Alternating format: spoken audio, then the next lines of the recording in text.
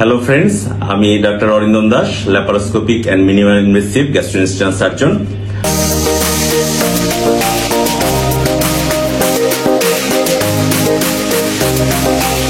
রোগীদের কিছু জিজ্ঞাসা এবং কিছু প্রশ্নের উত্তর নিয়ে আপনাদের সামনে হাজির হয়েছে আজকে।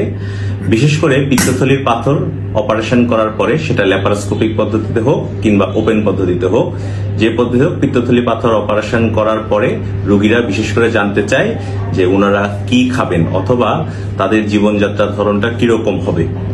তো আমি আজকে একটি সাকসেসফুল ল্যাপারোস্কোপিক কোলসিস্টেক্টমি অপারেশন করেছি এবং সেই অপারেশনের পরে আজকে যে রোগীটির অপারেশন করেছি সেই রোগীও অপারেশনের পূর্বে এবং তার আত্মীয় স্বজনরা জানতে চেয়েছিল অপারেশন করার পরে কি খাবে।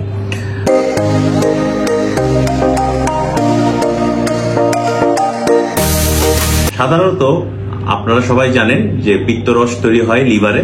সেই লিভার থেকে পিত্তরসটা পিত্তনালীর মাধ্যমে পিত্তথলিতে জমা হয় এবং আমরা যখন তেল চর্বি জাতীয় খাবার খাই তখন পিত্তরসটা পিত্তথলি থেকে বের হয়ে সেই তেল চর্বি জাতীয় খাবারটা হজম করতে সহায়তা করে।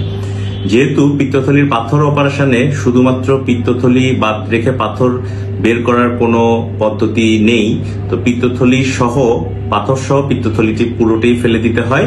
সেক্ষেত্রে পিত্তরস জমা থাকার কোনো রিজার্ভার শরীরে থাকছে না। তাহলে আমাদের করণীয়টা কি পিত্তথলির পাথর অপারেশনের পরে? পিত্তথলির পাথর অপারেশনের পরে আমাদেরকে যেটা করতে হবে, অপারেশনের পরবর্তী 3 মাস আমাদেরকে তেল চর্বি খাবারটা পুরোপুরি বাদ দিয়ে স্বাভাবিক যেসব খাবার আছে যেটাতে বেশি অয়েলি না, যেমন শাকসবজি খাওয়া, মাছ খাওয়া, মুরগির মাংস খাওয়া, ডাল, সালাদ খাওয়া, ফলমূল খাওয়া, এই খাবারটা একটু বাড়িয়ে খেতে হবে। আপনি সারা জীবন তেল চর্বি খেতে পারবেন না এরকম কোনো নিয়ম নেই। 3 মাস যাওয়ার পরে শরীরের কম্পেনসেটরি মেকানিজমের মাধ্যমেই আপনার তেল চর্বি জাতীয় খাবারগুলো হজম করার জন্য পিত্তরস যাতে জমা থাকতে পারে, পিত্তনালীটি কিছুটা বড় হয়ে যায়।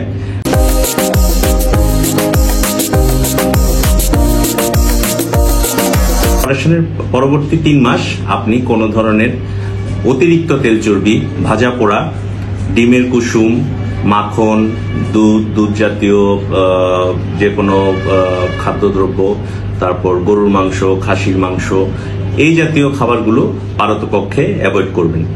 তো এই মেসেজটি সবাইকে দেওয়ার জন্য, এটা যারা পিত্তথলি পাথরের অপারেশন করেছেন বা ভবিষ্যতে অপারেশন করার চিন্তা ভাবনা রয়েছে সবার জন্য এই মেসেজটি সবাইকে পৌঁছে দিবেন। ঠিক আছে, ধন্যবাদ সবাইকে।